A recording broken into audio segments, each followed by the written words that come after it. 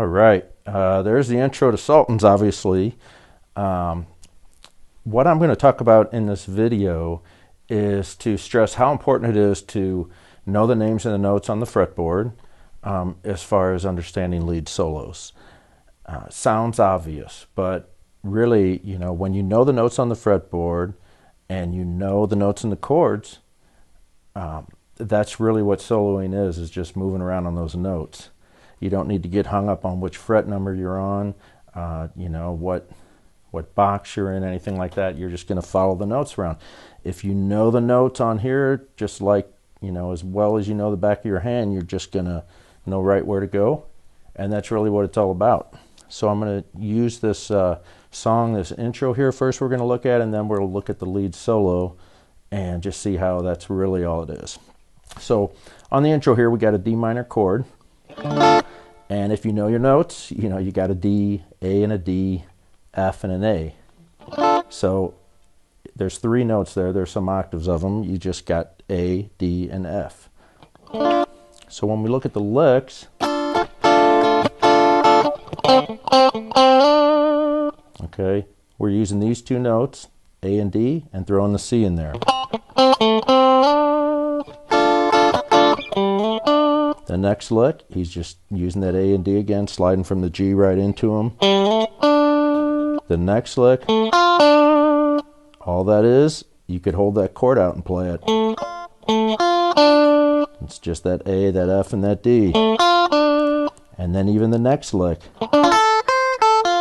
you hold that chord out, just go right up these 3 strings, D, F, and A. He throws a C on there, which is, by the way, the note we were on down here, a C. Or it's like a D7. Okay. And there's the whole intro. You got, he threw an E in there on the way down and resolved on the D, on the root note. So that's really all that is. It seems so simple. And when you go to figure it out, you start looking for the notes. And the way I figure them out, I always get just as precisely in tune as I can. Because sometime, it's gonna, you might think it's this note or this note. Your tuning's right in between. Usually you can use common sense and you can find some other clues and you'll know what key it's in and tune that a half step up or this a half step down or whatever, but you want to get that right in tune. And when you're in tune, you can start matching up the notes, and when you find the notes are in the chord, it's just gonna, give you some confidence that you're finding the right notes. And it's all going to start making sense. And that's really all it is. So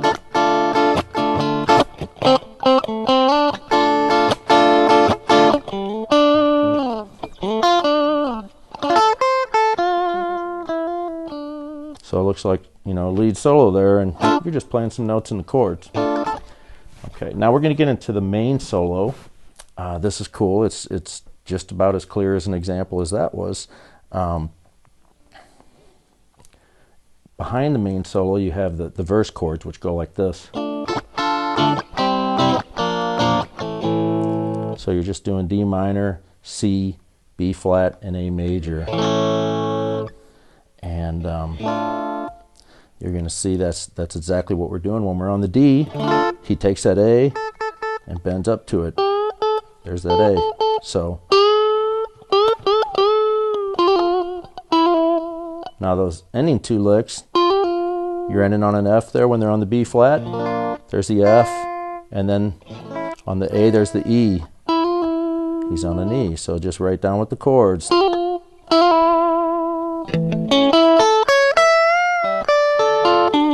Now this next lick is not only my favorite lick, it's just a great lick, but it goes right along with the chords, and that's all it is. What's so great about it, though, is obviously, he starts off with a couple harmonics here and comes right up the A chord like that.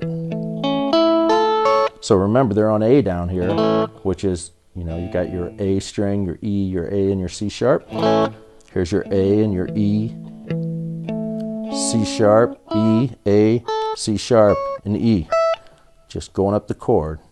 Incidentally, if you play this chord with the A bass, you might recognize that C chord if you slide it down.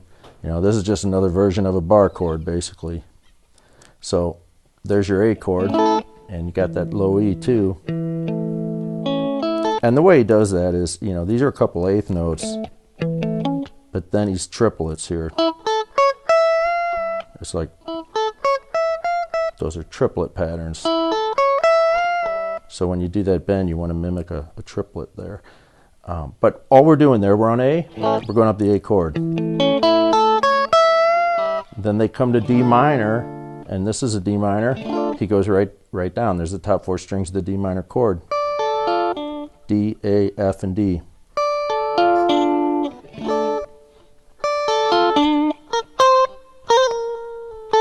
And all he's doing there is when they're on C, he goes to C. When they're on B flat, and then A when they're on A. And then he just does a little, you know, just to play around it there, put some accidentals in, but he's focusing around A there. Then this next lick, this is great. When they get to F, well, if you look at that, that's just F chord. Here's the F chord. So they're on an F chord, and we're going to take this part of it, and this part of it. That's all F chord. You know, just like if you played your bar chord here is F chord. So what you're doing here is you got the F and the C, and if you play this G and bend it up to the A, there's your F chord. So that's what he does. He comes in like, so he bends up to the A, plays a C, bends up to the A, and plays the F. And then he just comes down across them and releases that A to the G and resolves on F. So it's almost all F chord.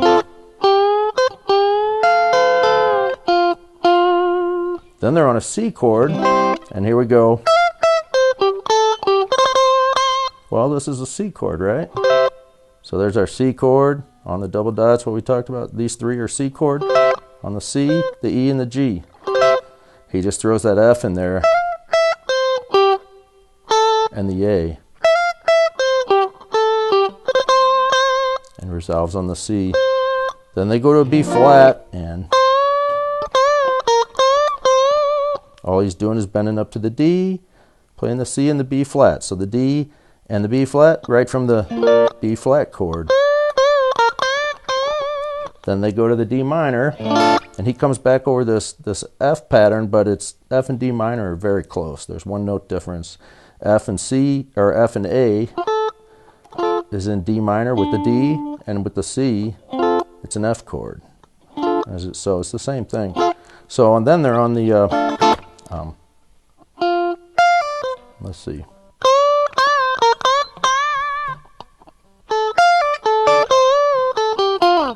So all he's doing there is A, F, and D. Remember, they're on D minor chord, so there's D minor. And then C to D.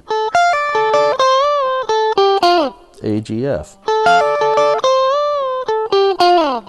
Then they're on B flat, so of course comes the B flat.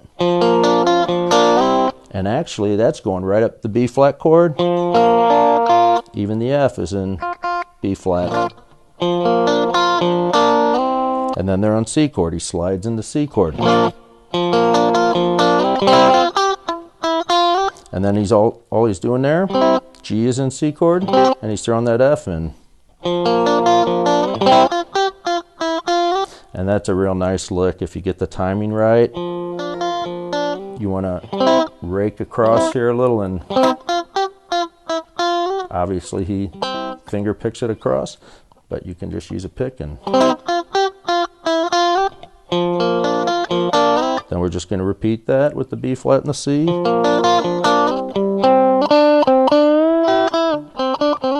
And then they're going to end on D, get back into the verse, so that's where he's going to resolve to that D.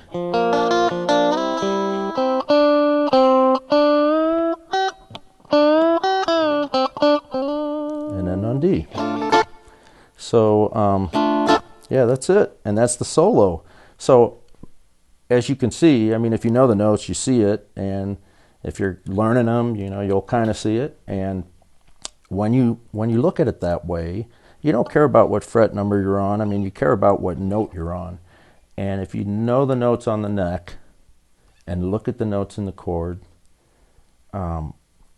that's how you figure out solos. That's how you understand solos. And that's also how you can pretty easily write a solo over anything. So that's it. I hope this was informative. Thanks for joining me.